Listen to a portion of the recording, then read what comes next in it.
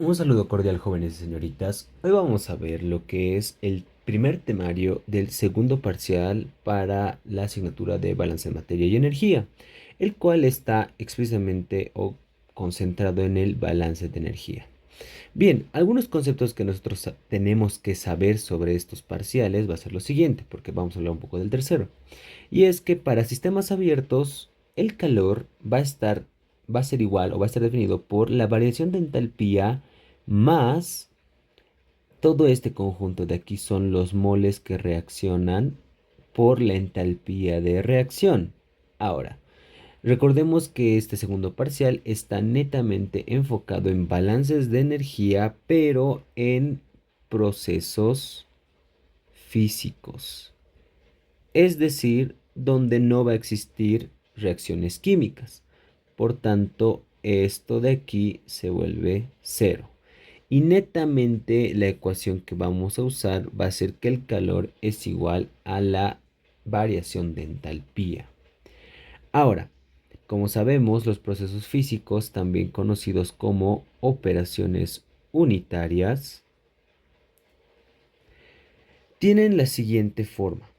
Primero, hemos visto que en el primer parcial hemos realizado muchos balances de materia, en el cual entran moles, un flujo de moles, que seguramente puede ser en mol por hora, y va a salir también un flujo 2 de moles mol por hora. Ahora, no es necesariamente que solo hayan dos flujos, pueden haber más. ¿Listo? También en el primer parcial hemos visto lo que son las composiciones. Ahora, explicando aquí un poco la nomenclatura. Esto quiere indicar una composición molar de A en el flujo 1. Entonces, esto vendría a ser la composición molar de B en el flujo 1, la composición molar de C en el flujo 1. Entonces, todas estas composiciones pueden cambiar, mas no se van a transformar en algún producto porque no hay reacción química. Y van a salir como una composición de A2, una composición de B2, una composición de C en el flujo 2 con su número de moles que ya hemos dicho.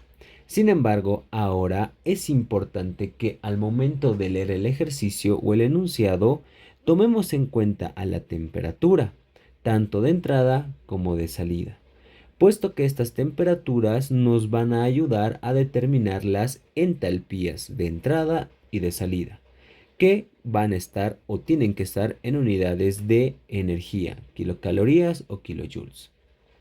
Por lo que en resumen, en cualquier operación unitaria que nosotros analicemos, la variación de entalpías va a ser igual a la entalpía de salida menos la entalpía de entrada. ¿Ya? Una variación. Bien, ahora vamos a explicar netamente en este video lo que es el uso de las tablas.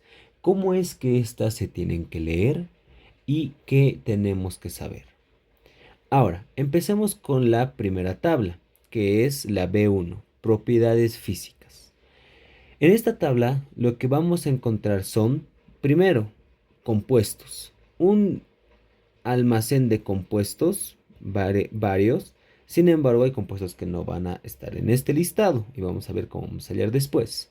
Luego tenemos sus fórmulas, que estas podemos conocer de memoria o también ya los vamos a tener en esta segunda columna, como el acetona, que está aquí como C3H6O, que es su fórmula molecular.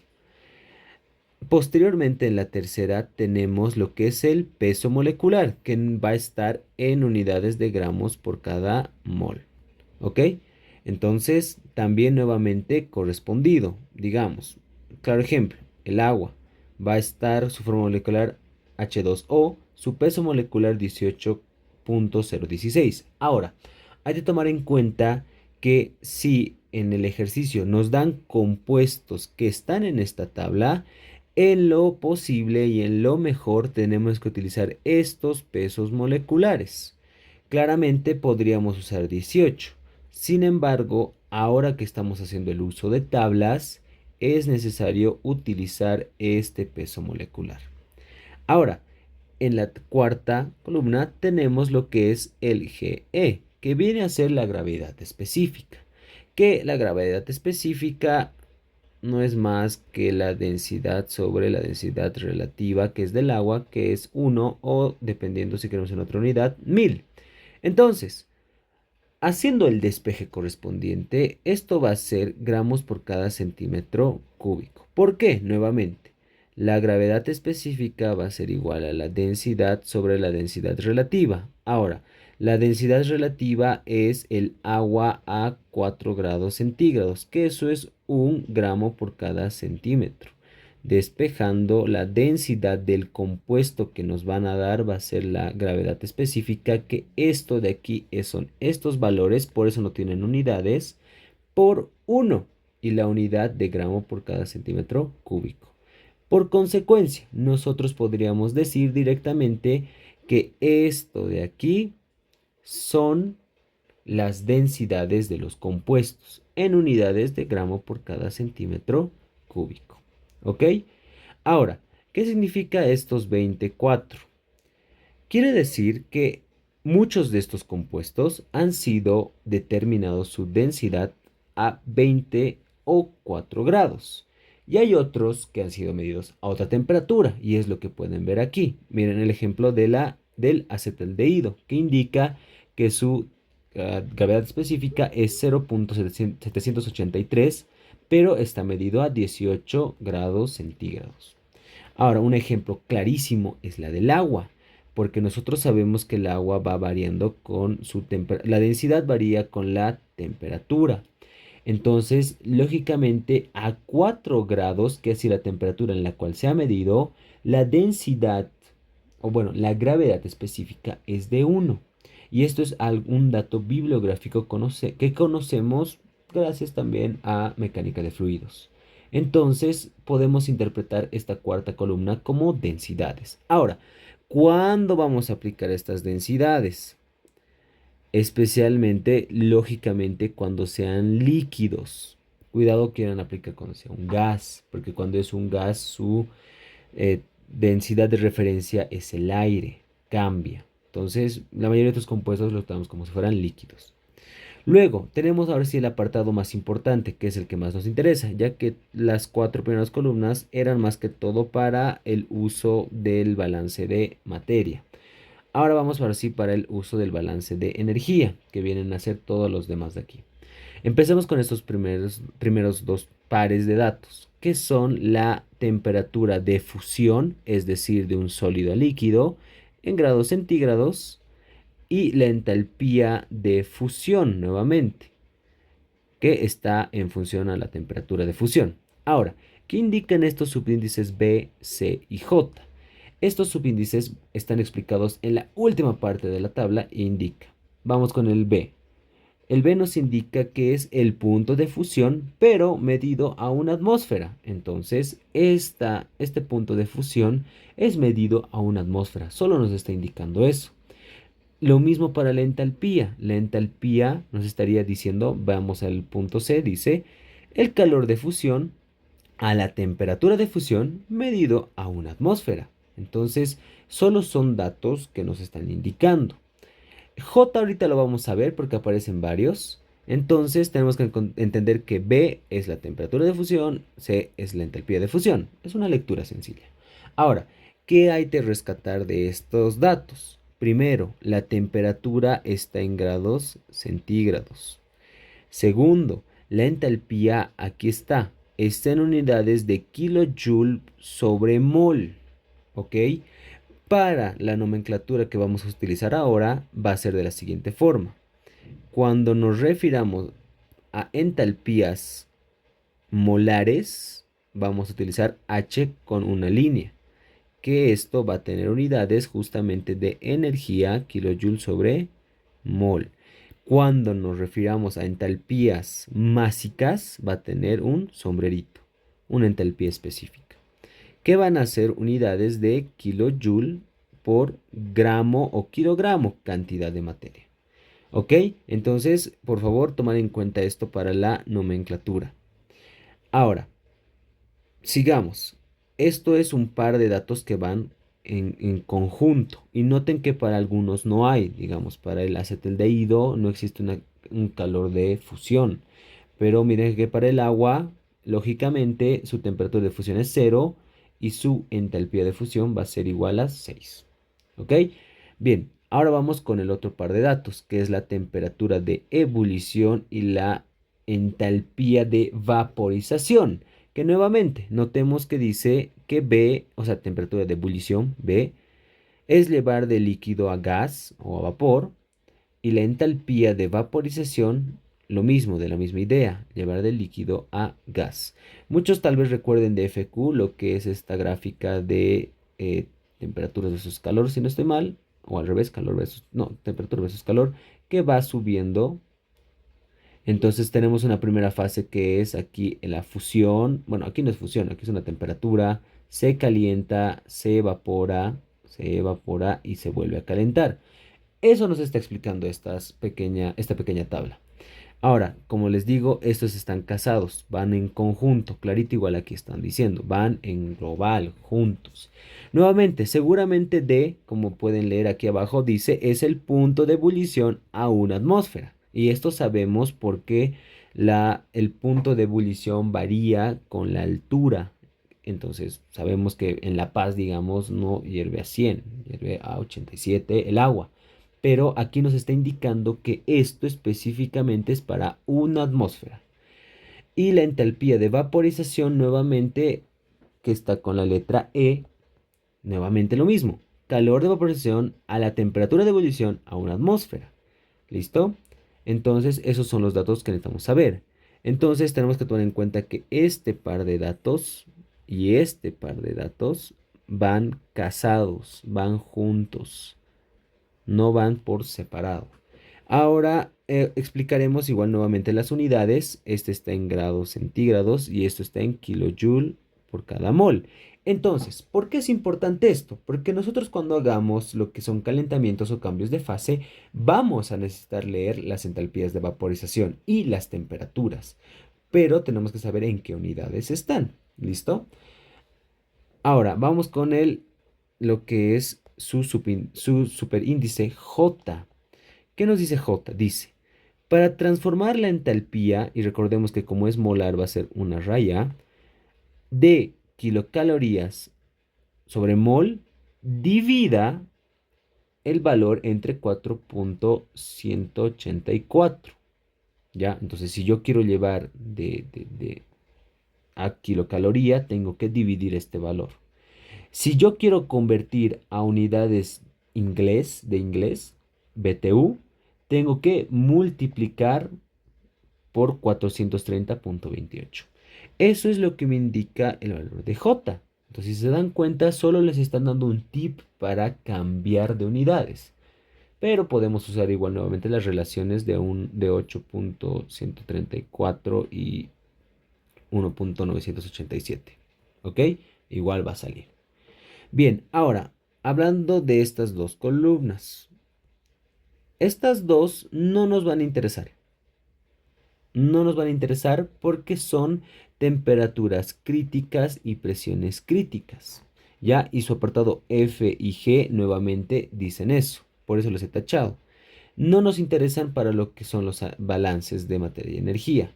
Para estudios de laboratorio sí, pero por ahora no. Ahora, con estos dos últimos puntos, estas dos últimas entalpías son importantes para el tercer parcial. Por eso está aquí remarcado como tercer parcial. Porque no los vamos a utilizar ahora, pero es importante que conozcan. ¿Por qué? Porque esto es la entalpía de fusión, nuevamente H, que debe ser para a presión constante, y J para convertir. Notemos las unidades, kilojoule por cada mol, y esto por si acaso va a ser una raya, y este vamos a utilizar cuando sean reacciones químicas. Por ejemplo, se forma a partir del metano, va a convertirse a un compuesto orgánico. Entonces, para eso vamos a utilizar estas entalpías de formación, ya donde la entalpía de formación va a ser igual a la entalpía de formación de los productos menos la entalpía de formación de los reactivos. Sin embargo, vamos a tener una última columna que tenemos la entalpía de combustión, ¿ok? Que nuevamente tiene las mismas unidades, una entalpía molar, en la cual estas vamos a utilizar para reacciones químicas, pero como dice su nombre, con combustión, es decir, con la presencia de CO, CO2, donde, ahora ojo, cambia, la entalpía de reacción va a ser igual a la entalpía de combustión del reactivo menos la entalpía de combustión de los productos. Antes era productos menos reactivos, ahora es reactivos menos productos. Como les indico, esto van a profundizar mucho más para el tercer parcial. Eso es para la tabla B1, todo lo que deben conocer, qué deben leer, qué deben interpretar. ¿Listo? Vámonos a la tabla B2, que es otra de las más importantes, porque para este parcial las tablas que van a estar manejando frecuentemente van a ser la 1 y 2. Ahora, esta tabla B2 nos indica la capacidad calorífica de los compuestos. Ahora, tenemos, como pueden ver en un inicio, una forma 1 y una forma 2. La forma 1 nos indica una función cúbica. La forma 2 nos indica una función, no podríamos decir, es una función exponencial, porque esto, miren, es t a la menos 2, quiere decir es 1 sobre t al cuadrado. Entonces, esto es una función ya exponencial, es una forma de una función. Sin embargo, tenemos que notar que esta forma depende al compuesto, y ahorita lo vamos a ver más abajo. Lo que me interesa que sepan es esto, las unidades que tienen los CPs, kilojoule sobre mol por grado centígrado, sobre mol. Por tanto, cuando nosotros operemos con los CPs, porque seguramente vamos a hallar entalpía es igual a integral del CP diferencial de T, todo esto que va a ser la entalpía nos va a salir en kilojoule sobre mol, o sea, entalpías molares. ¿Listo? Ahora, ahorita vamos a hacer el ejemplo. Hablemos de cómo se lee esto. Primero, tenemos a lo que es a los compuestos nuevamente. Solo que miren, no están los compuestos que estaban en la B1, digamos. Aquí está el acetileno como primero, a cambio aquí estaba el acetaldehído como primero. Entonces tienen que buscar bien los nombres, ¿ok? Luego están sus fórmulas nuevamente, donde estos pueden ir en conjunto, pero esto junto con el peso molecular que está apareciendo nuevamente, que va a ser unidades de gramo por cada mol, todos estos datos nos van a servir para el balance de materia. Ahora, aquí cabe recalcar que no hay lo que son las temperaturas de ebullición o temperaturas de fusión que necesitamos para el balance de energía. Es por eso que esta tabla B2 y tabla B1 se complementan, porque de estos compuestos hay que buscar arriba y leer lo que necesitemos. ¿Ok? Ahora, lo que dice estado. ¿Qué significa el estado? Quiere decir, seguramente ahora en balance de materia, a veces no le tomábamos mucha importancia el estado que nos daban. Sin embargo, ahora nos pueden decir que está entrando, yo qué sé, está entrando agua líquida y va a salir agua vapor. Lo que me interesa ahora es su estado de agregación, líquido-vapor, porque noten que los compuestos ahora pueden ser líquido o gas.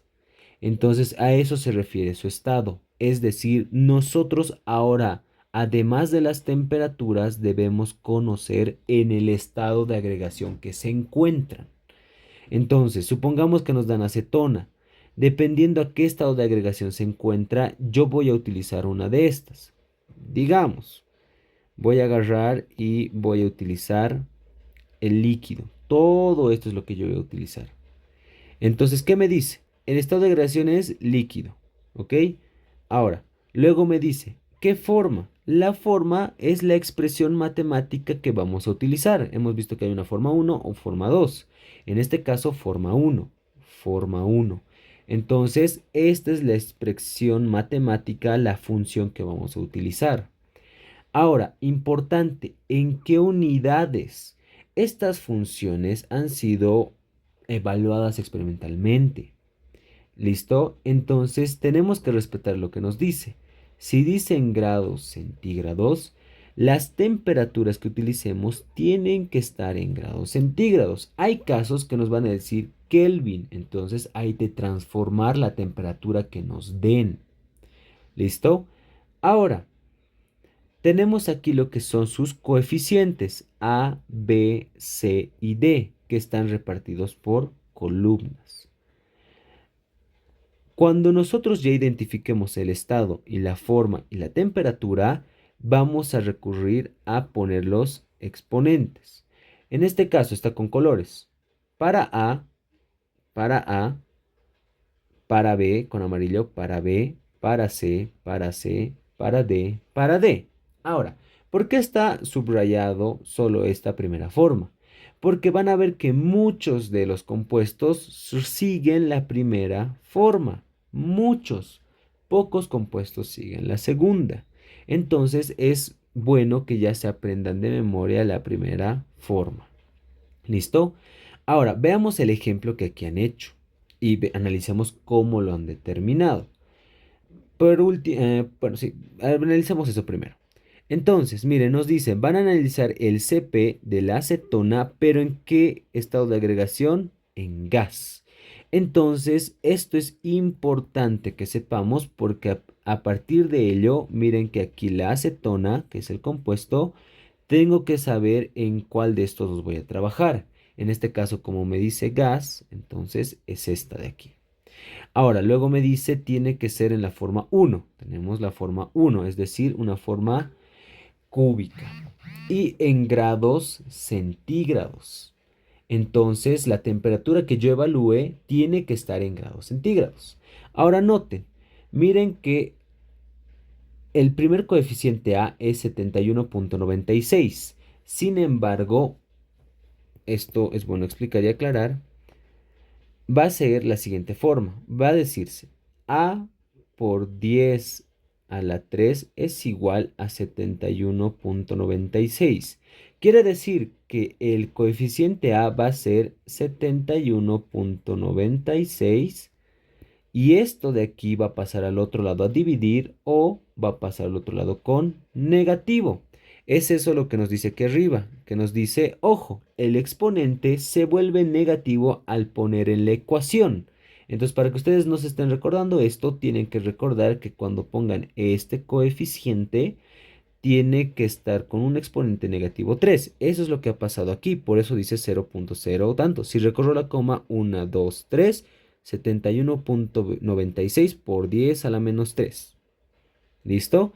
Más tenemos el segundo coeficiente, b, 20,10 por 10 a la 5. Pero como vamos a pasarlo a la ecuación, le ponemos negativo. 0,10 por 10 a la menos 5, pero no se olviden que es por la temperatura, porque tiene que cumplirse esta función. Menos, bueno, ahora no menos, sino el segundo coeficiente C es negativo, 12,78 por 10 a la 8. Cuando yo lo transfiero a la ecuación, va a ser 12,78, pero no olvidemos el signo menos, por 10 a la menos 8. Su función cuadrática ahora, y lo mismo para D. Pueden ver que para D sigue la misma regla, donde T está en centígrados. ¿Por qué? Porque aquí me lo están indicando. Ok, vamos a ver con un ejemplo igual esto. Por último, esta columna de rangos de unidades no nos va a interesar, ¿ya? Obviamente es importante para el estudio, cuando hacemos un estudio de laboratorio. Sin embargo, para lo que es en tema académico, no nos va a interesar sus rangos de temperatura, porque hay algunos que no cumplirían. Digamos, la acetona nos pueden dar a 100 grados centígrados y aquí no cumple ese rango, pero no nos va a interesar. Bien, continuando con la lectura de tablas, nos vamos a saltar directamente a las tablas B8, entalpía de gases. ¿Por qué? Porque seguramente van a ver más adelante lo que son los intercambiadores de calor.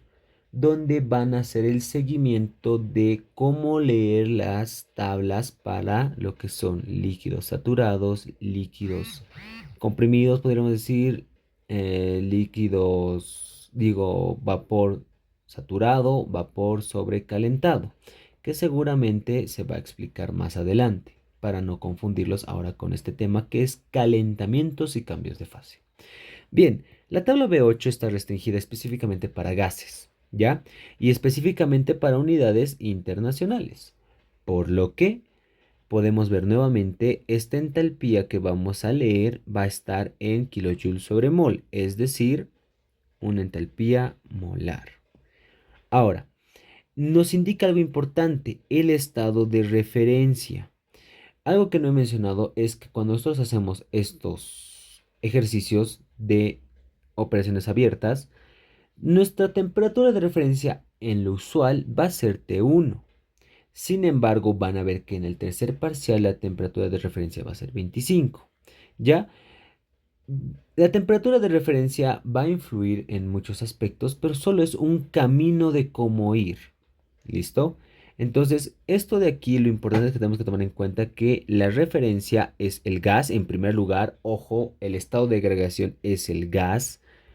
Cuidado, quieran meterle cuando sean líquidos. La presión de referencia es 1 y la temperatura de referencia es 25. Entonces, eso es lo importante. Ahora, como pueden ver aquí están los valores de temperatura que van aumentando a medida que bajamos y los gases que tenemos. Estos gases están mostrando aquí sus entalpías. ¿Listo? Sus entalpías molares. Ahora, como pueden ver, como la temperatura de referencia es 25, a esta temperatura todo es cero. Y como les digo, solo es un camino. Si midiéramos a una temperatura de referencia de cero, salen negativos, lógicamente. ¿Listo? Porque tu temperatura de referencia es 25, esta es tu entrada, tu salida es 0 menos 25, entonces te va a dar negativo, ¿no? Ahora, las temperaturas. Esta tabla lo que nos va a servir más que todo es cuando tengamos compuestos de combustión, porque son lo que usualmente salen. Oxígeno, nitrógeno, hidrógeno puede ser, pero más que todo dióxido y monóxido. Entonces, esto más que todo nos va a ayudar cuando sean compuestos de combustión los que estén saliendo o estén entrando específicamente estos compuestos. ¿Listo? Y lo único que tenemos que hacer, a diferencia de los anteriores, es agarrar y si en un proceso está entrando una temperatura de, a ver, una temperatura 2 de, yo qué sé, 50 y una temperatura uno de 100, lo que podemos hacer directamente es agarrar y decir, bueno, supongamos que solo es oxígeno. Entonces de 50, entonces vemos aquí 50 oxígeno 15,03, entradas menos salida que es 100. Aquí está 100, 2,24. Entonces restamos estos dos y ya tenemos nuestra entalpía. Así de sencillo es para estas tablas. Sin embargo, lo vamos a ver que estos vamos a ir viendo en ejercicios su aplicación y van a ver cómo se lee. Pero como les digo, les va a servir especialmente cuando sean gases y combustión, en especial los productos de combustión. ¿Listo? Cabe recalcar que el agua que está aquí es de vapor, no es líquido saturado, ¿ya? Por si lo quieren usar. Pueden comprobar que si ustedes hacen el CP, o bueno, la entalpía del oxígeno de 60 a lo que es, van a ver que va a ser casi el mismo valor. O tomen de referencia 25 y llévenlo a 40 y con el CP les va a dar muy próximo a este valor. Entonces solo eso se ha evaluado. Bien, por último, la tabla que también vamos a usar de preferencia va a ser la tabla B10, capacidades caloríficas atómicas, ¿ok? Lo que se conoce como la regla de Coop, ¿ya? Entonces, esta tabla B10 es netamente utilizada para la regla de Coop. Ahora, ¿cómo vamos a utilizar esto? En primer lugar, notemos las dimensiones. En este caso tenemos joule. Este gramo átomo, por si acaso, es mol por grado centígrado. Entonces, ¿qué es la diferencia con lo anterior? Lo único es que ya no es kilojoule, solo es joule. Entonces, ahorita las unidades van a ser joule, mol, grado centígrado. Si lo quisieran volver al kilojoule, lo único que tienen que hacer es multiplicar por 10 a la menos 3 y ya. Pero esta es la unidad original. ¿Listo? Ahora, ¿cuál es la idea? En la regla de Coop, que lo vamos a ver también en el ejercicio, va a ser el CP de los compuestos que no conozcamos, porque la regla de Coop va a ser netamente utilizado para compuestos que no vamos a encontrar en las tablas B2. Hay compuestos que tal vez no encontremos en la B2, entonces utilizamos la regla de Coop. ¿Ok? La regla de Coop vemos que está restringido por lo que es sólidos y líquidos, es decir, que para gases no podríamos trabajar con la regla de Coop. Ahora, la idea. El CP del compuesto que nosotros queramos determinar va a ser igual a la sumatoria de su subíndice, es decir, vamos a ver ahorita con el ejemplo, por el CP del elemento. ¿Listo? Ahora, este CP del elemento va a depender de su estado de agregación. Entonces vamos a ponerle aquí entre paréntesis qué estado de agregación va a tener. ¿Por qué? Vamos con el ejemplo. Supongamos que el CP del sulfato de cobre nos piden y no hay en tablas. Entonces, especialmente en estado sólido. Por lo que tenemos que agarrar y tomar en cuenta esta columna, sólido. Y como dice aquí, la sumatoria de los subíndices por el CP del elemento. Entonces, el subíndice que tiene el cobre es 1 por el CP del cobre. Ahora, el CP del cobre vemos aquí no está, pero nos dice que para todos los elementos o los demás elementos puede ser 26 en estado sólido, recordemos. Entonces, todo esto es en sólido. Como es en sólido, va a ser 26, que aquí está, 26 del sólido. Porque si fuera líquido sería 33. Entonces hay que tomar en cuenta eso. Más, porque es una sumatoria, el subíndice del azufre, 1, por el CP del azufre, que en este caso aquí la tenemos, que en estado sólido es 26 nuevamente. Entonces aquí está 26, más el subíndice del oxígeno, que es 4. Entonces ponemos el 4 por el CP del oxígeno en estado sólido, que está aquí, oxígeno estado sólido 17. 17 por 4, 68. Sumamos y nos va a dar 120 joules por cada mol grado centígrado. Esto es su CP de ese elemento. Bueno, de ese compuesto, mejor dicho, perdón. Y ya, eso es netamente para la lectura de tablas para el capítulo de calentamientos y cambios de fase. ¿Ok? Ahora vamos a dar una breve descripción de qué se va a hacer, qué se va a leer. Cuando nosotros tengamos un proceso de calentamiento, vamos a tener un compuesto A o varios compuestos, pero vamos a tomar de ejemplo un compuesto A que va a ir a un compuesto A nuevamente. ¿Qué va a cambiar? Sus temperaturas van a ser diferentes, porque si fueran iguales, pues el calor sería cero, como si fuera diabático, ¿no? Esto sería cero. Y cuando es calentamiento, van a estar en el mismo estado de agregación. ¿Ok? Vamos a ver ahorita con cambios de fase que cambia. Pero como es calentamiento, mismo estado de agregación. Las temperaturas es lo que van a cambiar. Entonces, la variación de entalpía en este proceso de calentamiento va a ser igual del balance energético. El calor es igual a la variación de entalpía. Por la definición, la entalpía es la entalpía de salida menos entrada, donde vamos a tomar de referencia la temperatura 1. ¿Ok? Eso estamos tomando de referencia, de 1.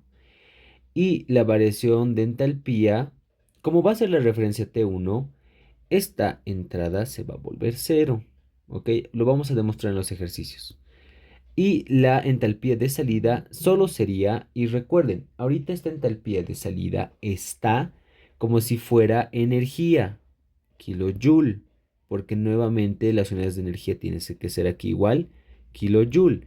Sin embargo, al ser solo un calentamiento, esto de aquí que están viendo, este integral, es la entalpía molar de las tablas, que va a ser igual a, como están viendo, la integral de la temperatura de referencia a la temperatura 2, porque noten, si hiciéramos para la de entrada, sería la entalpía de la temperatura de referencia que es 1 a la temperatura que queremos llegar que es 1. Se hace 0 la integral, por eso se hace 0 igual aquí.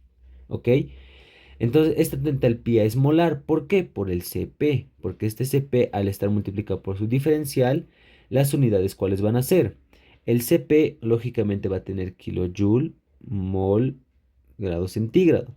Por este gradiente de grado centígrado con grado centígrado, kilojoule sobre mol, las unidades que me están quedando aquí. Importante. Ahora, este Cp hemos dicho, vamos a leer de las tablas B8. Entonces, en caso, perdón, no es B8, es B2. De la B2 vamos a leer. En caso de que no haya la B10. Y en caso de trabajar en gases, ya hemos explicado que solo va a ser la lectura directa y su resta. ¿Ok? Aquí no es B8, es B2, perdón. Ahora, noten que está en kilojoule sobre mol. Pero nosotros estamos en kilojoule. En consecuencia, hay que multiplicar por los moles. En conclusión, necesitamos un balance de materia y un balance de energía. Son complementarios. ¿Ok? Esto pueden darnos de dato o también puede ser que nosotros necesitemos determinar. Y mol con mol me va a dar kilojoule. Kilojoule, la unidad de energía. Esto es netamente para calentamientos. ¿Qué pasa cuando hay cambios de fase? Si recuerdan de fisicoquímica, cuando nosotros estábamos, digamos, a esta temperatura, lo primero un calentamiento, luego lo que es la fusión, un calentamiento, una vaporización y el calentamiento. ¿Ok? Esto es lo que está pasando y estamos representando. Sin embargo, está cortado en fases. Digamos, aquí nos dice líquido, entonces puede estar a esta temperatura. De aquí estamos partiendo, pero noten que estamos yendo a gas. Entonces hay que pasar por todo este tramo de aquí, este tramo de aquí y este tramo de aquí. Como hemos visto en química 100, en físico-química. ¿Ya? Otro ejemplo son con las gotitas, que seguramente el ingeniero explica con eso. Tenemos la gota de agua, que después esta gota de agua va a empezar como a ebullir y nuevamente va a pasar a gas. Lo mismo estos procesos. Ahora, en el cambio de fase, lo primero que vamos a notar es el compuesto y su estado de agregación con la temperatura. Este compuesto nosotros tenemos que hacer que vaya a un nuevo estado de agregación, puede ser gas, a una nueva temperatura. ¿Cómo hacemos ahora esto nosotros representado en como si fueran reacciones, digamos? Pero no son reacciones netamente. Lo que hacemos, nosotros, si hiciéramos este paso directo, obtendríamos la entalpía molar o la entalpía necesaria para llevar de líquido a gas. ¿Ok? Pero como les digo, esta entalpía no pueden medir directo, porque el Cp en gas es diferente al de líquido. O sea, esto no van a poder hallar así directo. Tienen que hacer algo. Entonces, ¿la lógica cuál es? Primero, este compuesto a la temperatura 1 en líquido, se va a calentar. Se va a calentar hasta su temperatura de ebullición. O sea, estaríamos haciendo esto. Estamos en líquido, lo estamos calentando de la temperatura 1 a la temperatura de ebullición. Estamos haciendo este primer tramo, donde va a haber un calor, una entalpía molar 1. ¿Ok? Ahora estamos en temperatura 1 a temperatura de ebullición en líquido. Luego va a haber un cambio de fase, que es esto, el cambio de fase de líquido a gas a temperatura constante. Va a seguir en temperatura de ebullición. Entonces, este cambio de fase constante le vamos a llamar entalpía H2, que también si es de líquido a gas es conocido como la entalpía molar de vaporización. ¿De dónde sacábamos estos? De la tabla B1. Por eso les digo, están casados la B1 y la B2. Ahora, esto de aquí, de temperatura 1 a temperatura de ebullición, ¿qué es? Es un calentamiento. Entonces vamos a hacer como la anterior, la fórmula. ha cambiado totalmente de fase y de aquí se va a volver a calentar hasta una temperatura nueva, temperatura 2, donde ahora todo esto es gas. Esto ha sido el cambio de fase de líquido a gas y esto es el líquido. Entonces a esto lo denominamos H3 molar, de la temperatura de ebullición a la temperatura 2 que queremos llegar, que lógicamente esa temperatura 2 va a ser mayor a la temperatura de ebullición, porque si no, no habría cambio de fase. De gas a gas, por lo que esto es un calentamiento nuevamente. Entonces, ¿qué vamos a hacer? ¿Cuál va a ser la metodología para lo que son cambios de fase? Como ya hemos dibujado nuestro esquema, lo que vamos a hacer es hallar cada entalpía independientemente. Entonces, hemos dicho esta entalpía molar 1 es un cambio, es un calentamiento, perdón, líquido a líquido, solo está cambiando sus temperaturas. Entonces, nuestra referencia en lo usual va a ser T1. La entalpía de 1 va a ser igual a la integral de T1 a la temperatura de ebullición, a lo que yo quiero llegar, del Cp, pero recuerden, del líquido, por su diferencial de temperaturas. Ahora, si esto tiene la forma 1, es una función cúbica, ¿verdad? Entonces, esto hay que operar en la calculadora y nos va a dar un valor. Recordemos que esta entalpía al ser molar, kilojoule por mol, sobre mol diré. Ahora, la entalpía 2, hemos visto con la grafiquita nuevamente que se calienta, se cambia de fase y se calienta. Esta es la entalpía de vaporización. Por lo que la H2, la entalpía molar, vendría a ser la entalpía de vaporización sacada de la tabla B1. ¿Listo? Y tenemos ese dato directo. Entonces recuerden que está eso en la tabla B1, está en kilojoules sobre mol. Finalmente vamos a la entalpía 3, que es otro calentamiento donde estamos llevando de la temperatura de ebullición a la temperatura 2 en un Cp de estado gaseoso, ya no es líquido. Por eso no podíamos llevar directo. No se puede porque están los Cp's variando con la temperatura, donde nuevamente vamos a obtener un valor que va a estar en kilojoule sobre mol. Ahora, nosotros sumamos estos tres valores, es decir, estoy diciendo yo que mi entalpía o mi variación de entalpía molar del cambio de fase va a ser mi entalpía molar 1, mi entalpía molar 2 y mi entalpía molar 3. La suma de esos. Y estoy obteniendo aquí ese valor. Pero nuevamente, observen que está en energía sobre cantidad de materia. Yo necesito en energía necesito. Por lo que voy a agarrar y multiplicar por el número de moles. Mol con mol, cantidad de energía. Y hemos obtenido su entalpía, en consecuencia hemos obtenido su calor. Esto es la base necesaria para que puedan resolver los ejercicios de calentamiento y cambios de fase. ¿Ok? Entonces vamos a empezar ahora sí con la serie de ejercicios. Muchas gracias.